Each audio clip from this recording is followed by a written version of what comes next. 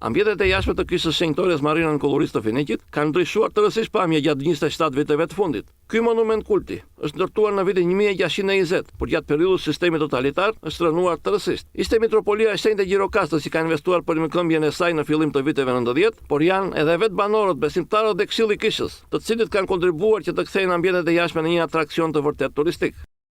Unë këtu në kish kam ardhur në 1998. Si epitrop i kishës. Që atëre fillova të gjitha këto ndërtime që shikojmë sot, që shijon populli. E kemi sistemuar të gjitha gjërat, e erdhi puna deri në dyqan që kemi bërë këtu. Keni ndihmën e bashkëtarëve tuaj? Me ndihmën e fshatit u bët gjithë kjo punë. Unë plani kam që përpara dyqanin atje që e kaluam, e kemi në plan që të shtrojmë me qimendo. Atë plan kemi tani për tani.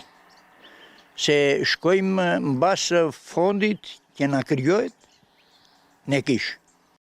Me kthimin e emigrantëve në stinën e verës, në këto ambiente Mahnitse zhvillohet festa e fshatit. Ndërsa një tjetër investim që u shërben banorëve të fshatit është kryer në këto ambiente godina ku shtrohen drekat e ceremonive mortore.